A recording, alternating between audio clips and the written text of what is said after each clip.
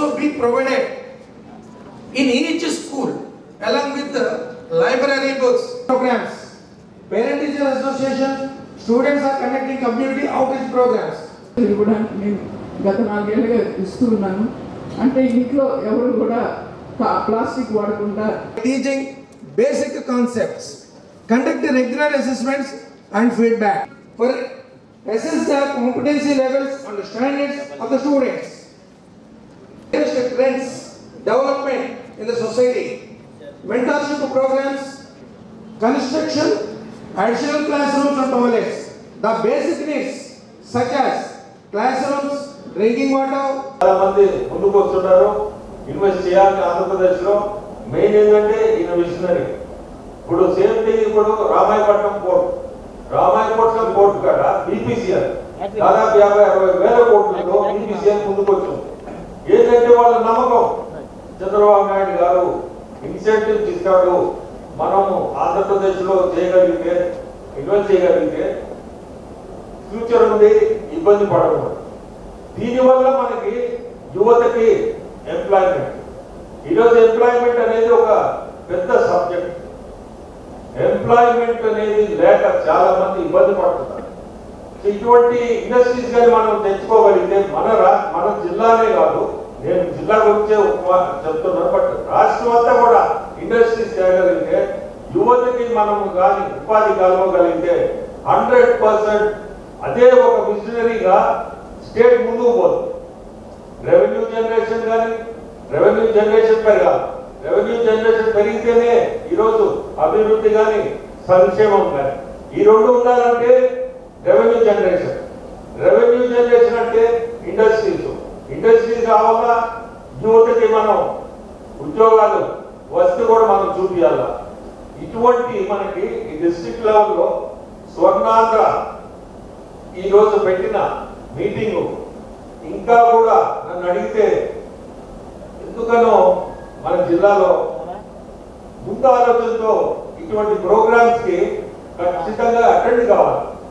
Attend అయితే వాళ్ళ views కూడా తీసుకొని ముందుకు పోయేదానికి మంచిది.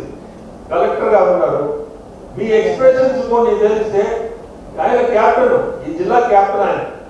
సో అసలు ఇప్పుడు వీళ్ళ ముందు మనం రిప్రజెంటేషన్ ఇస్తే దానికి సొల్యూషన్స్ కూడా ఉంటాయి ముందుకి. కానీ ఇక్కడ రిప్రజెంటేషన్ ఇంకా స్ట్రాంగ్ గా ఉంటే బాగుండేది. ఇది నా వ్యూ. ఎందుకంటే ఈ వ్యూసే మన గవర్నమెంట్ ఈరోజు ముందుకు పోయేదానికి. ఈరోజు స్వర్ణాంధ్ర 2047 కార్యక్రమంలో భాగంగా 2047 నాటికి భారతదేశానికి స్వాతంత్రం వచ్చి 100 సంవత్సరాలు పూర్తి కాబోతుంది.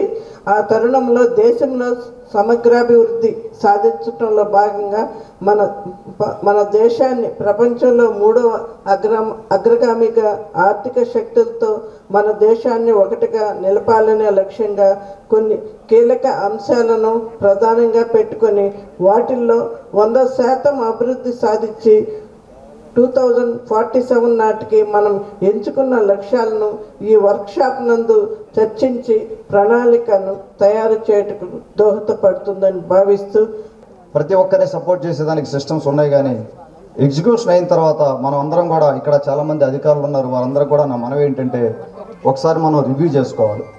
ఈ రోజున పోటీ ప్రపంచం రన్నింగ్, అంటే లిటరల్గా రన్నింగ్. ఏదైనా కూడా డెవలప్మెంట్ కానీ పక్క దేశాలు కానీ ఏదైనా చూస్తే మనం పరిగెత్తుతూ ఉంది.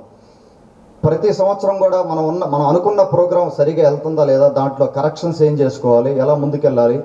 ఈ రోజున మనం ఒక ప్రోగ్రామ్ డిజైన్ చేసుకుంటే అది 5వ సంవత్సరంలో ఆ ప్రోగ్రాం చేయలేకపోవచ్చు. అది అంతగా దానివల్ల పెద్దగా ఉపయోగం ఉండకపోవచ్చు. ఆ రకంగా మనం ప్రతి సంవత్సరం కూడా ఒక ప్రోగ్రామ్ ఎగ్జిక్యూట్ చేసిన తర్వాత రివ్యూ చేసుకోవాల్సిన అవసరం ఉంది. ఇది నిజంగా మన ట్యాక్స్ రూపీ మనకు చేరిందా, ప్రతి ఒక్క కుటుంబానికి ఎవరికైతే బెనిఫిషరీస్ ఉన్నారో వాళ్ళకి చేరుతా ఉందా, వాళ్ళు ఆ ఫలాలు తీసుకుంటున్నారా లేదా అనేది ఒకసారి మనం రివ్యూ చేసుకోవాలి. రివ్యూ చేసుకోలేకపోతే మనం ఇన్ని ప్రోగ్రామ్స్ పెట్టుకొని కూడా ఎగ్జిక్యూషన్ చేసిన తర్వాత మనం డెఫినెట్గా ఫెయిల్ అవుతాం. కొన్ని సందర్భాల్లో నేను రివ్యూ చేసినప్పుడు ఉదయగిరి నియోజకవర్గంలో కొన్ని చూడడం జరిగింది. కంప్లీట్గా కొన్ని ఏరియాల్లో అసలు రివ్యూ చేయలేదు. విజన్ ఆయన కూడా స్పష్టంగా ఐడియా ఉంది, మన నెల్లూరు జిల్లా మీద ఐడియా ఉంది, ఏ నియోజకవర్గం వెనకబడి ఉంది, ఎక్కడ అవసరాలు ఉన్నాయని స్పష్టంగా తెలుసు. వారి అడ్మినిస్ట్రేషన్లో డెఫినెట్గా నాకు నమ్మకం ఉంది 5 ఏళ్లలో మనం ముందుకు వెళ్తామని చెప్పి. ఒకసారి మాది ఉదయగిరి నియోజకవర్గంలో చూసుకుంటే లక్ష్మీనారాయణ గారు చెప్పినట్టుగా టూరిజం వారు స్పష్టంగా చెప్పారు. అక్కడ దాదాపుగా 325 గుళ్ళుంటే ఆ 325 టెంపుల్స్ అన్నీ కూడా నాశనం అయిపోయినాయి.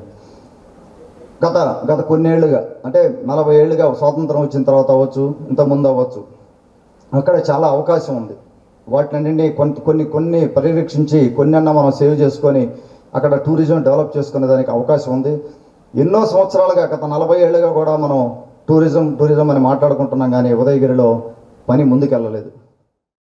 మాధవయ్య ఫర్నిచర్ వరల్డ్ గత 70 సంవత్సరాలుగా అదే నమ్మకం, నాణ్యతతో అందరూ మెచ్చే సరికొత్త డిజైన్స్ తో ఫర్నిచర్ అందిస్తున్న మాధవయ్య ఫర్నిచర్ వరల్డ్. మా వద్ద అన్ని రకముల ఫర్నిచర్, మ్యాట్రెస్, సేఫ్టీ లాకర్స్ ఎక్కువ డిస్కౌంట్, తక్కువ ధరలతో లభించును. Madhavayya furniture world. మా వద్ద అన్ని రకముల ఫర్నిచర్, మ్యాట్రెస్, సేఫ్టీ లాకర్స్ ఎక్కువ డిస్కౌంట్, తక్కువ ధరలతో లభించును. విచ్చేయండి Madhavayya furniture world, RTC bus stand దగ్గర, నెల్లూరు.